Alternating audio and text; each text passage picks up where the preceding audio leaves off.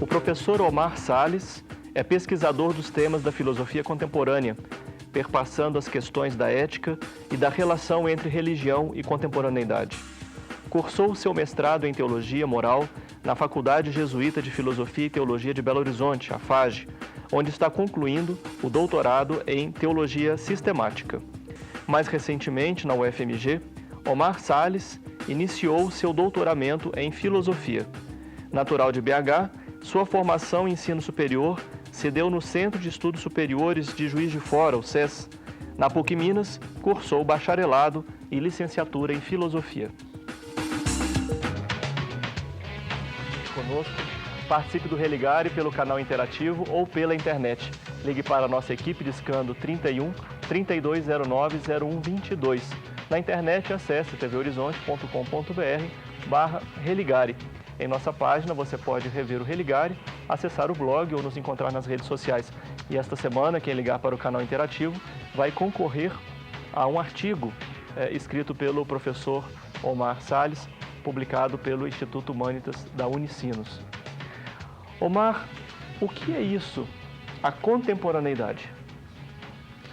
Bom, essa pergunta, professor Flávio, traz à tona várias questões que nos provocam desde o momento que nós tivemos a chamada queda, o fim da modernidade. Então, vários autores trabalham a ideia do fim da modernidade. Para a gente situar essa contemporaneidade, precisamos, portanto, delinear um pouco essa passagem. Os valores da modernidade, o auge da razão, o advento da ciência, a ideia do progresso, muito estampada na bandeira nacional brasileira, a ordem e progresso. Então, aqueles valores começam a ser corroídos, começam a ceder espaço a uma nova racionalidade que vai desenhar o cenário do que nós chamamos, então, de contemporaneidade.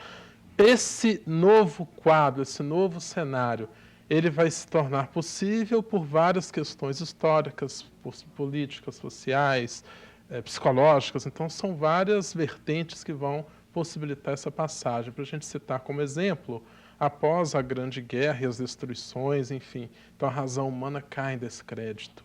Todos os benefícios da técnica, os benefícios da ciência promoveram muitas mortes e não trouxeram os benefícios esperados. Então, o crédito também na ciência cai por terra.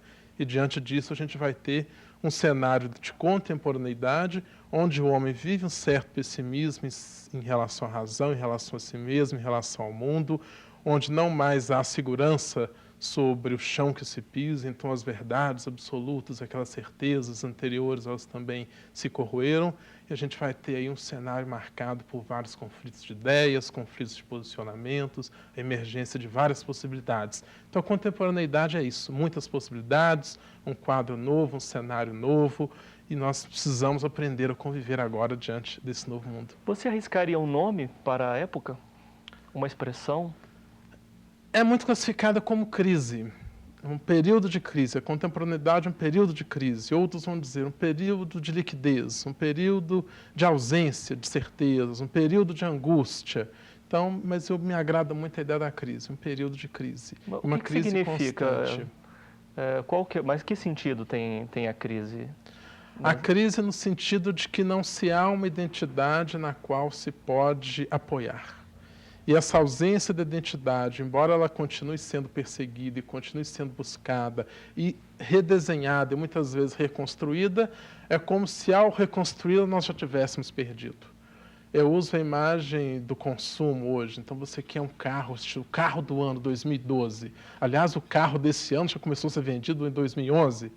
Mas você adquire esse veículo e ele já não te serve mais, você já está esperando de 2013 ou 2014. Então, nós estamos numa busca constante e que aí nos classifica nesse período de crise. E vem. Como evitar um sentido assim negativo, que comumente se dá o termo crise?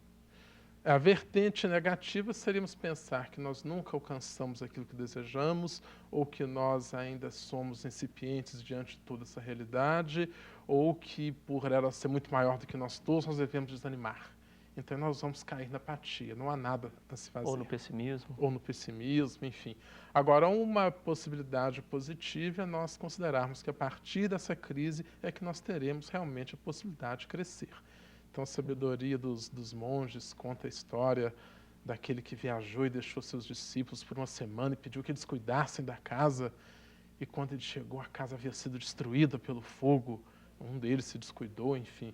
E aí eles estavam preocupados como o nosso monge irá nos tratar, como ele irá receber essa notícia. E, para surpresa dos discípulos, o monge chegou e disse que bom, agora teremos possibilidade de construir uma nova casa.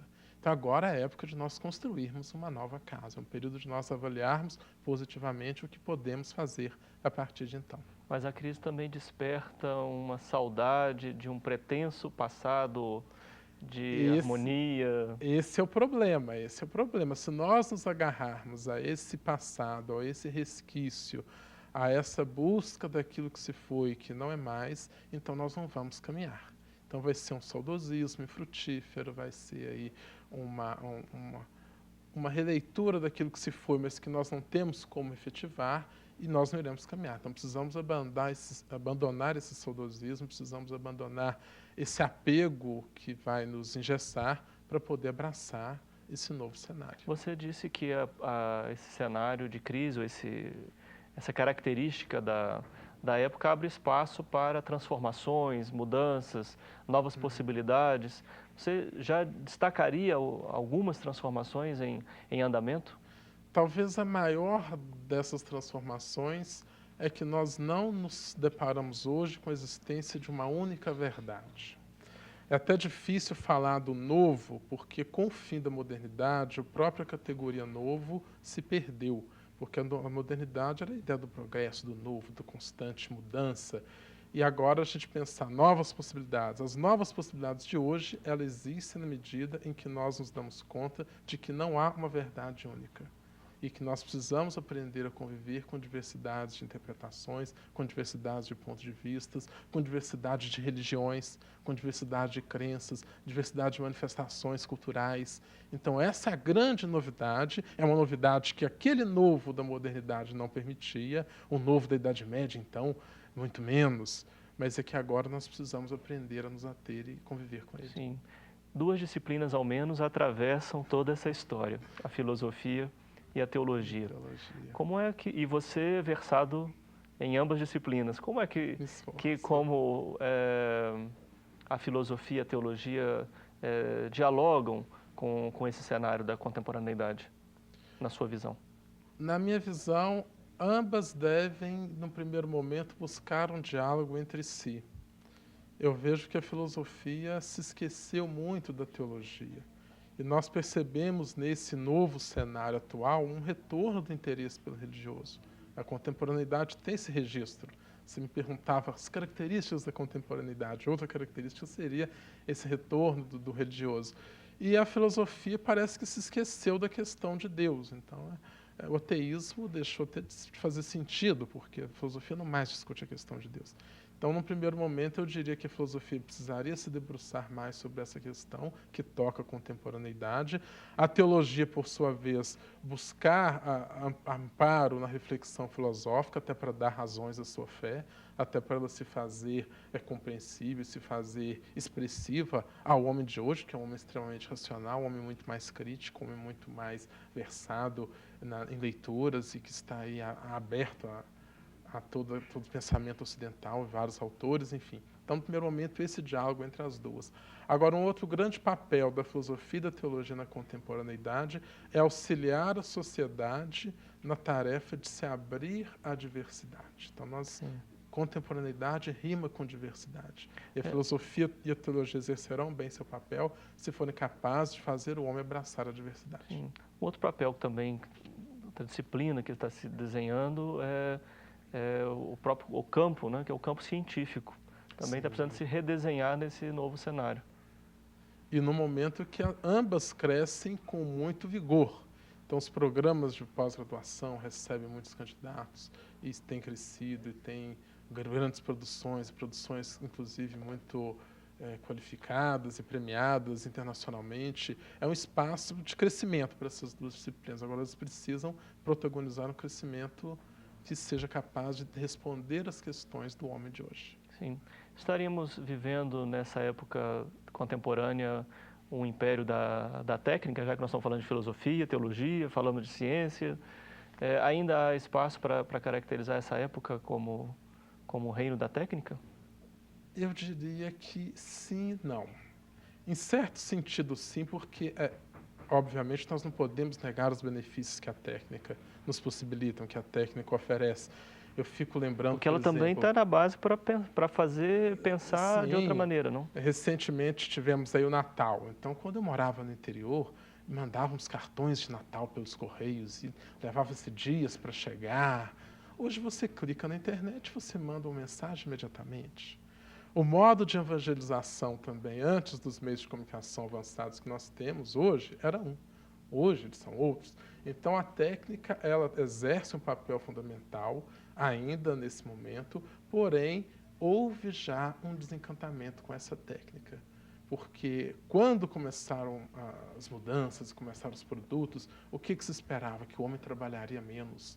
Então nós teremos mais tempo, nós seremos mais felizes e nós teremos as máquinas, só que o que a gente assiste?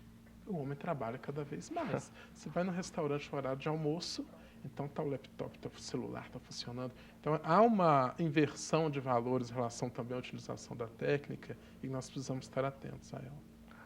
Eu converso hoje com Omar Salles, ele é pesquisador em filosofia e em teologia, finalizando o seu doutorado em teologia na FAGE e começando um doutorado em filosofia na UFMG. Nós voltamos daqui a pouco para continuar essa conversa. Até já.